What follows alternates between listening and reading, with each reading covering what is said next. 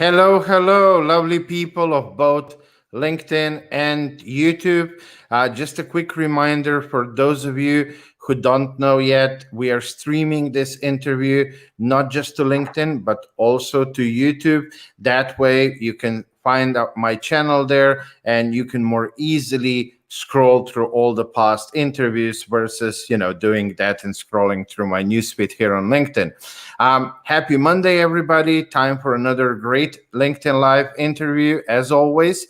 And I have my friend, Dan. I mean, we don't know each other for long, but after our initial call and the exchange that we did in the last couple of weeks, I really feel like I can call you a friend. We really connected so well. And so I want to welcome you to the show. I know it's going to be a very interesting one. But first, Dan, if you could just quickly introduce yourself to the audience. Be happy to, Mihan. And again, it's a pleasure to be here. I think that we haven't known each other a long time, but we're bonded through an appreciation of failure. So I think that's one of our common links. But a little bit about myself. I'm American, as perhaps you can hear by my accent. Grew up and studied in the Midwest and spent 10 years in high tech in California. That company went out of business, and I took a short holiday to Europe, which brought me through Switzerland and France and Germany, and went through this nice sleepy village of Munich, which I felt was pretty compelling. I was single, unemployed, and didn't have any ties, and thought, well, I'll stay in Europe for a little bit. But the challenge was in Munich, I didn't speak any German. I didn't have any work papers, and I didn't know anybody. But I did find a niche and an opportunity to get into training and coaching and consulting, which I did. First 3 years with Siemens as a freelance consultant, and then started my own business, which I ran for over 20 years. And that led me into my latest piece of work, which is working with executive and strategic leadership teams. So that's a little bit about my background. Perfect. Well, yeah, I'm really interested. The title is short-ish. So signature strength, executive leadership. Would you tell us a little bit like an intro into what you do and how you help them, or even maybe starting with what are some of the most common problems that you are seeing, and then of course helping leaders overcome? Yeah, I mean those are great questions, and maybe let me back up just a little bit so it gives it just a little bit of perspective. I think that everyone recognizes, how important leadership is to the success of a company, whether you're a small startup or a mid-sized company or even a multinational. Leadership is everything to the success of a business. And the work that I was doing in Europe for about 20 years, I had built a leadership coaching company, a leadership boutique. We had about 15 consultants. We were primarily doing talent management, working with the middle part of the organization, helping them become more international, improve their leadership skills, communication skills, and how to negotiate, things of that nature. And it was during that time that once in a while, someone either from a senior HR person or someone from the executive suite would come in to me and just sort of tap me on the arm, and they'd say, "Hey, we see the work that you're doing with our talents in the organization. We're having some challenges with the executive team. They're struggling a little bit, and we wondered if you might see if you could give them a hand." And I was, of course, very flattered and thought, well, I'd be happy to see if I can be of service. And then they'd kind of touch me again on the arm. They'd say, well, don't get too excited. They've already worked with 3 consultants so far this year. And that was sort of my entry into the C-suite, if you will. And as of now, I've worked with well over 100 executive and strategic leadership teams. And let me just describe, my experience. I mean, leadership is tough at any level, and it's extremely tough, particularly at the very, very top, because those people have issues coming at them all the time. There's a lot of stress and just a lot of things to do. But as I entered that C-suite to observe and support these executive teams, what I saw, and it didn't really matter what industry, and now I've worked on 3 continents, so I think it's quite a breadth of experiences. But what I saw is, really talented people with a lot of intellectual firepower, a lot of ambition, high motivation as individuals. But as a leadership team, well, they just didn't really work together well as a team. And this was first a little bit surprising for me, but then I saw over and over and over again this was sort of taking place.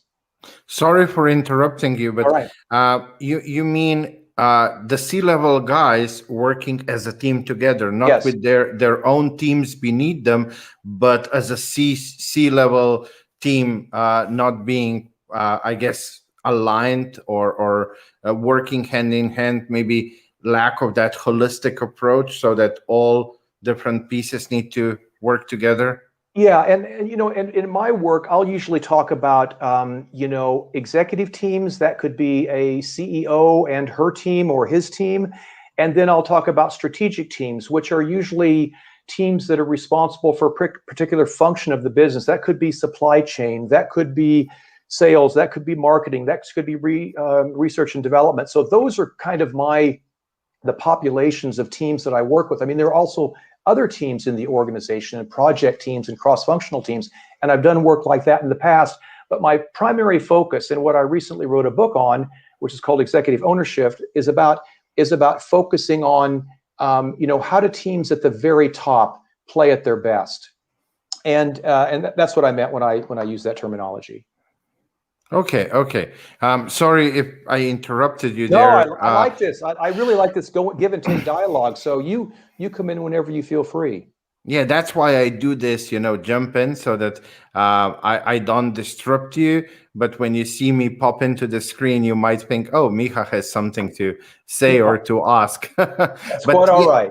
yeah, please continue with, you were just starting to talk about some of the problems that you see with those teams. Yeah, and the interesting thing is the interesting thing, and I've been in the field of leadership development for well over 20 years now, and 30 years ago, let's even say, if you had a coach, you sort of kept it rather quiet, and you didn't really talk about it. You didn't want to admit that you had any kind of deficiencies, and that's changed a little bit. So leadership is becoming much more transparent, much more available. In fact, we've never had more leadership coaches in the world than we do today. We've never had more, leadership models than we have today, and we've never had more opportunities for, individual leaders to improve themselves. And yet, if we're honest with ourselves, we have to say that leadership is still struggling, to create highly engaging environments and to create strategies that really deliver beyond their expectations, and to, enable customers to feel that they're the center of a business's activity. And what I discovered is that the vast majority of activities around leadership development, let me call it leadership development, are based on the individual person. It's a solo activity. And if we look at leadership developments almost in any business, or even at business schools, or even the leadership models that we have in the market, which I don't want to criticize, so I just want to say they are what they are, and individual leadership is helpful.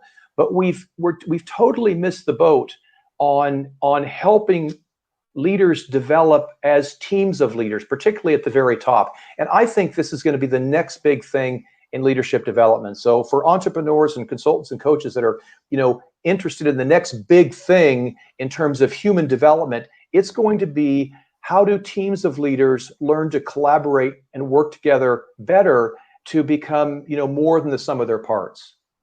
I couldn't agree more with you on this one. I mean, I see it all the time well, granted, most of my clients are smaller entrepreneurs, 7, 8, 9 figures, and so on. I do have a few clients that are, big corporations, but I don't really specialize in that.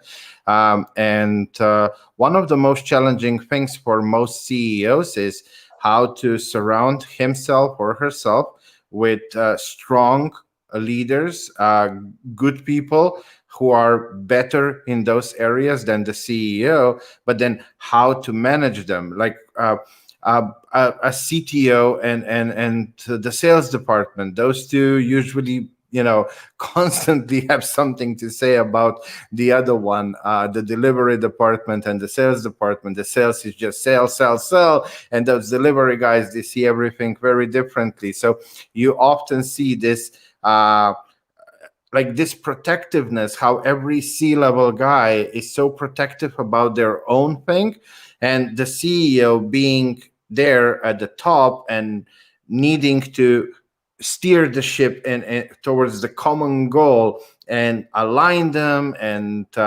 communicate and help solve the problems between those different C levels, and so on. So yeah, I very much agree with you. Plus, my take, the world is changing so fast. And 30 years ago, leadership was very much different. CEO was the big boss. Do what Yeah. I say, don't do what I do.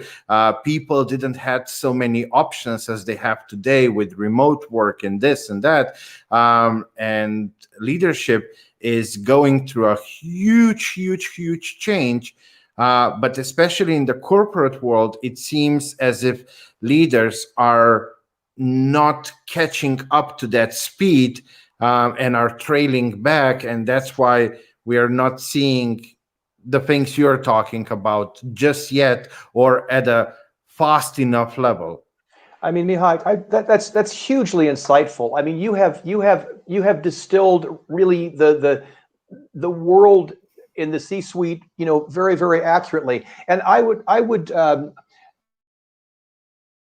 dilemma, the leadership dilemma. And the leadership dilemma is when you have the senior leaders who are responsible for a particular function, that could be the technology or R&D or supply chain. You really want to, your primary function, you feel, is to run that part of the business. But in fact, you can't run that part of the business unless you have good working relationships with the other parts of the business. And also, if you're a member of a leadership team, whether it's a strategic team or an executive team, you have, a responsibility to manage that function, but you also have a foot in that senior leadership team. So that means, to manage the dilemma means, some guys will say to me, they'll say to me, boy, Dan, I wish the CEO would just let me do my job. And I'll say, well, what's your job? They say, well, to run my function. I said, yes, but you also have a foot in the leadership team, don't you? And this is the dilemma. So, at a functional level, if you're running a global supply chain or something like that, yes, you want to run your business, your part of the business, as best you can. But you also, after working with me, you learn that at some point in time, you may have to make some decisions that might not be as good for your function, but yet they'll profit the overall business. And that's where we have to be able to be. We have to be able to sit in both camps. We have to run our function effectively, but we also have to, I call it honor the cause in my book. It's about recognizing the overall purpose of the business. And the CEOs, as you said, have a very difficult time. The CEO of the past, was usually the smartest, the fastest, brought a lot of technology, and that's still often the case. I mean, working with a lot of extremely gifted people, not just CEOs, but also just the other executives. But yet it's simply too much to manage. And I think we're seeing, even in today's environment, the complexity of the wicked problems that we're facing, they're too large for any man and woman. That doesn't mean we break it down into a committee. It's still a highly functioning leadership team, with a CEO or with a senior leader. But the team has to be much more integrated in order to solve the problems of today. No, absolutely. One story that I often use is the story of firemen, how, they practice and train, and all the growth happens in the firehouse. And then when it's time for the fire ground, they go to the fire ground. And I see leadership, and especially the CEO role, they need to be in the firehouse as much as possible, almost detached from the business, so that they can observe from the outside and see the bigger picture on those C-level meetings, because the C-level guys are just so much on the fire ground from the perspective of the CEO. And it's really, in my opinion, CEO's role is to bridge those gaps, and connect the downline with the equal line of all the C-suites having to work together to achieve those goals. But that's why, for me, it's so important to take the CEO as much, distance him away from the company, so that he can really almost be like a coach I think that the main role of the CEO, apart from being the brand ambassador and this and that, and a few key, of course, things that CEO needs to do, but it's more just to be a strong mentor and coach and a leader to just combine those C-level guys into a well-functioning machine.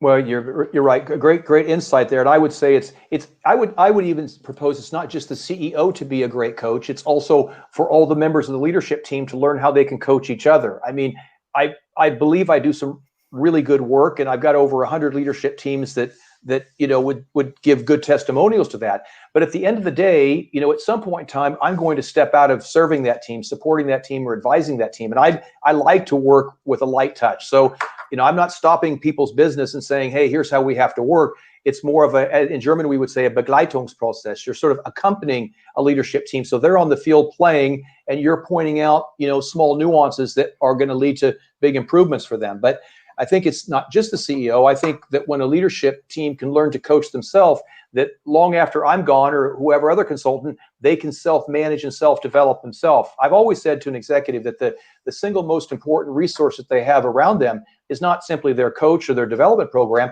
but it's the leadership team that they're surrounded with. And you said something else that was really interesting, which I wanted to comment on. I love your analogy about the firehouse and the fire. It's very appropriate. And I refer to that in my book as either the Lincoln Law or the oxygen mask rule. And I know you have experience working at senior levels and with senior people. And when you step into a senior leadership team, you have issues coming at you from day one. And one of the challenges that leadership teams fall into is because they're very results oriented, and because they're very capable, because they're very action oriented, they step in to solve the problems of the organization from day one. And as a result, they don't really take proper time to set themselves up in a way so they can manage in an optimal way. And this is why I call it the oxygen mask rule. And I sometimes take an oxygen mask into the workshops and when we were doing face-to-face and just remind people that this is where you have to start. Because on every airplane, on every flight to every destination, what we're told is, in the case of difficulty or disturbance, use the oxygen mask first, take care of yourself, and then help someone else. This isn't greedy or being selfish. It's being, using good foundations. If you're not in good shape, if you're not settled, then you're not going to be stable in the long term. So I think that's a great analogy that you use there. No, absolutely. I mean, they always tell you, put the mask on yourself first, because you won't be any good if you drop down because you were taking care of everybody else before you. So that is also a very good analogy. I mean, I often say fire ground is when shit gets done. But firehouse is where the growth really happens. And the growth of the company can't start if the growth of the leadership team hasn't started. The company can't just grow. You can't go to 9 figures if inside you are a 6-figure or whatever we want to call that. I know that many people use this 6, 7, 8-figure, 9-figure, and so on analogy. But everything first happens in you before it manifests on the outside. And it's really doing that reset, taking the time very often. That's where solutions are. But somehow we, or most people, when there's a problem, they just go bam, straight on the fire ground and take care of it. But that's not how you prevent fires from happening. Then you can just run around like crazy. And then at some point you burn out because, there's always going to be more fires than anybody can handle if you don't do the reset. Yeah, and I think that even holds true. I even think back in the days when I started my business, as an individual entrepreneur, and I've also coached and consulted very small organizations and mid-sized, and then some very, very large organizations, and this idea of taking time for reflection, stepping back and reflecting is really, really important, because if you're always in the go mode, you will solve the problems, but you're in the danger of not innovating and not recreating yourself. And if you don't have a difference in your business, either as a single entrepreneur or as a multinational global corporate, if you don't have a differentiation in the markets that you serve, you're not going to be successful for very long.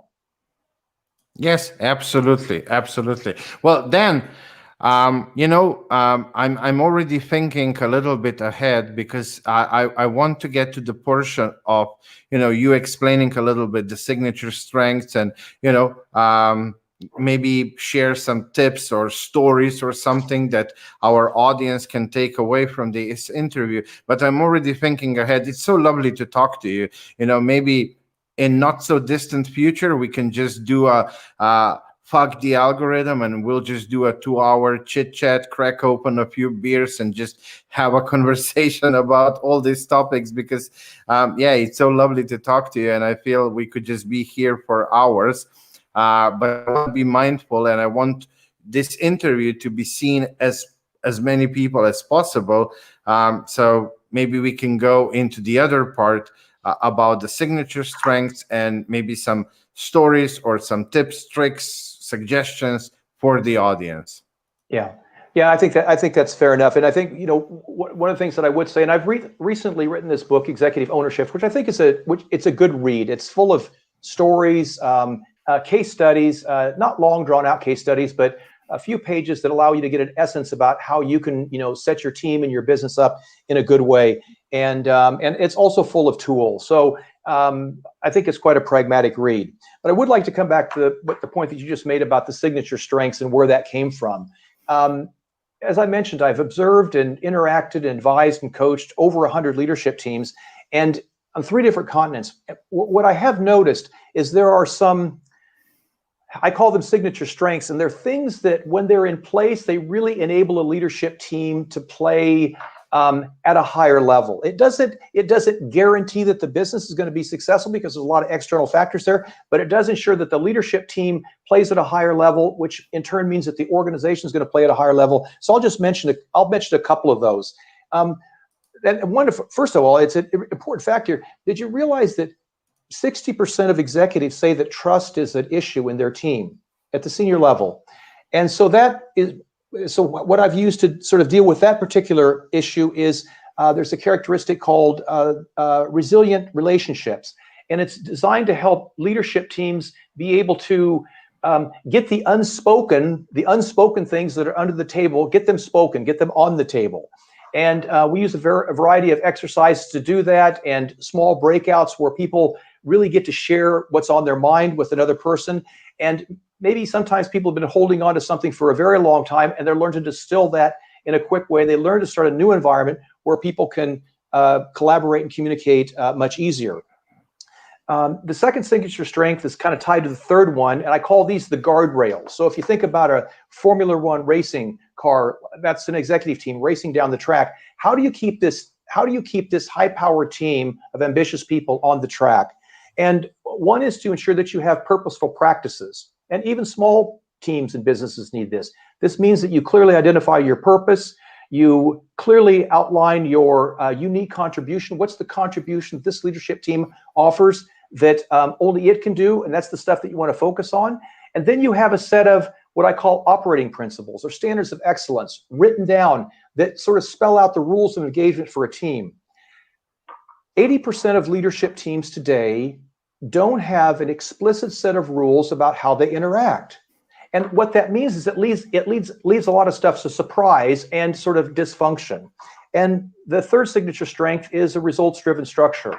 And this is about making sure that you have clear communication, not only inside the team, but outside of the organization, that you follow through with decision scorecards, and that you have regular feedback with team members that prevents any sort of misunderstandings from carrying on, beyond that day or even beyond that week. So those are 3 signature strengths that I would start with and say that whether you have a small organization or a large one. Now you might say, Dan, that doesn't seem like rocket science, and that's probably the comment that I get from the majority of my clients. What I introduce, it's simple, but that doesn't make it easy, especially when you're on the pitch, trying to run a multi-million-dollar business. Well, I mean, honestly, then running a business is simple if you look at just the the technical stuff, how steps should be made, what needs to be taken into account. It's very simple. You can put a whole operating system on how to run a successful business in probably one or two books. It's the human beings, it's us and our inner demons and everything that's happening in us and emotions and so on that makes the whole thing a bit more complicated. And as you said, communication, everything is a relationship, and communication is the most vital part of a relationship. But even at home with our wives and husbands, we often just talk about the operational stuff: who buys the milk, who takes kids to the kindergarten, or whatever. But we so rarely talk about the top level stuff. We so rarely talk about the shared values, if we call them like that, the foundation, vision, mission, company culture, our dreams and goals, and our own whys, and so on. It's so many times overtaken by just the operational stuff. And then a good example is a couple. They have a few kids, and everything is operations, operations, operations. And then those kids, they turn 18, 19, they fly away to a university or something. And now you have a couple at home that has absolutely nothing in common, and they just carry on, or they get divorced. And the same thing, because it's all relationships, happens in teams as well. So I know when I'm working with my clients, I'm constantly reminding them to have uh, C-level date nights where operational stuff is off the table. They can talk about dreams, goals, plans. They can talk about fun stuff. They can go bowling, beer drinking, whatever they want. But current operational stuff from the business is absolutely off the table. Whoever says something, they need to pour $100 in the swear jar, and then everybody drinks from that. Well, that's just a great reminder, because you've got to be a person before you can be a professional, and if you don't have a balanced life at home, it's hard to lead a life as a professional. And that reminds me of one of the things that I've been very observant in is this bringing people together to have those conversations about their aspirations and their dreams. And this seems like a fairly simple thing to do, but it sometimes eludes us. Is that is the concept and the power of a fireside chat.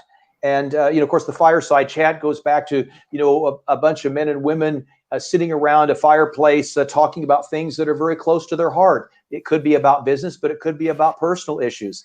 And I found that to be such a profound experience for the leadership teams that I've worked with. They don't always have a fireplace in front of them, but we do on the physical offsites that we do, and we're even experimenting with that a little bit in the virtual context, because you can do virtual fires. Experimenting on this idea of bringing people together so they can really talk about the things that really matter to them. And I can say, and I've even described, I dedicate a whole chapter to this in the book. Chapter 9 is sort of shaped around the fireside chat. And it's about helping people be very intimate and very authentic with each other. And those have quite honestly led to breakthrough moments for the teams, which then lead to breakthrough moments for the business. So I couldn't agree with you more. And I think taking time out to talk about the things that are really important, that often get washed to the side, but I've seen dramatic things happen when that space is created. No, I absolutely. Well, then I have two more questions. Go ahead. So, question number one, if whoever is watching this and they say, "Oh, wow, I really need to talk to Dan and have a chat with him," what's the best way, apart from probably going to Amazon and searching for your book? And please, if you want to share more about your book, do so.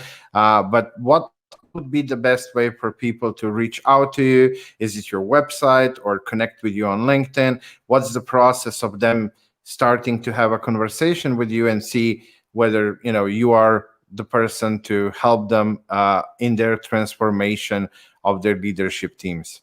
Well, first of all, my continuing education just goes on, so I'm always interested in meeting and talking to all kinds of people about what they're doing, or maybe what their struggles are, what they're looking to do, and probably the two easiest places to catch me would be through my website, which also has my contact details on there. So you're also welcome to reach out and call me, or drop me an email, or view some of the material on the website to see if it's appropriate for the situation that you're currently facing. And or otherwise come to me through LinkedIn. And I really enjoy the dynamic exchanges and friendships and relationships that I've developed the last 3 or 4 years over LinkedIn there. So those are the two best places. Well, then, if you don't mind, after this interview is done, would you mind sharing the link to your website in the comments? Happy to. Yeah, so that people can click on that and go to your website, check out the things maybe before they reach out to you and start the conversation. That could be great. And if you want, you can share the link to your book as well. So yeah, that would be great. I received my copy. I haven't started reading it yet because I had some other things to finish, but it's there on my nightstand. So it's the next one in line. The moment I'm done with some other things that I need to finish first. Well, then I'm obviously a very chatty person, and we had more like a conversation than a real interview. So sometimes I forget to ask something, and maybe it's something that you really feel would be valuable for the audience to hear. So I call this, what would be the last golden nugget of wisdom that you want to share with the audience before we say goodbye? Well, I would say, as it relates, I would relate it to my work with leaders and their teams, and I think that sometimes there's a tendency to think too big, too fast, and think that you have to be the master of the universe. And my experience over the last 15 years with some very interesting leadership teams and the changes they've been able to make is that if you want, my suggestion also for individuals, just to focus locally on what you have to do. So focus on something that you can do or that your team can do, because when you focus locally, you will impact things globally. And you don't have to carry too big a load yourself. Just look at being the change that you expect in others, and I think you'll find things will move accordingly. Perfect. A good ending to a wonderful chat. And again, I'm so grateful that you took the time, and I absolutely love what you do and what you're talking about, and the value that you brought to this chat. So I really just wish you nothing but all the best going forward. And a lovely rest of this whole week that's ahead of us. Soon it will be Easter Monday, so I wish you all the best on Easter as well. And yeah, just thank you for being who you are. Well, I want to thank you for this opportunity, Miha. I mean, I think I've mentioned this to you once, but I'm just really appreciative of a man who helps others celebrate failure. And because without failure, we're not going anyway. And I wish I'd had you in my life 30 years ago when I was still working that out, because I think that you embrace that and bring that over in a good constructive energy with your tools as well. So it's been a pleasure to be with you and this group this evening. Well, thank you, Dan. And like I said, all the best. Enjoy the rest of your evening and the rest of the week. Enjoy Easter. And I will definitely talk to you very soon. Take care. Agreed. Thank you, Miha. Ciao. Okay. So, yeah. Wonderful interview. I just absolutely love talking to people like Dan. Very impactful what he said about the teams. I never saw it from that side, how you have multiple team members in the C-level. We so many times focus on teamwork, in the teams, in the business, but the C-level needs to absolutely function as a team, as a well-oiled machine. And I really, really loved how he brought that, and the strengths and everything that a good leader needs to have. So I really invite as many of you as possible to check out his website, to reach out to Dan, have a chat with him. And yeah, next Monday is Easter Monday. So I'm honestly not sure whether somebody booked that slot for an interview. I think maybe not. So we will probably be back with another interview 2 weeks from now. Until then, I just wish everybody happy Monday. I wish you all the best health and everything. There's still a whole lot of craziness going on in the world. So I hope you're all okay, safe, healthy, and that your businesses are prospering. Yeah, and that's it for tonight. See you again in 2 weeks. Bye.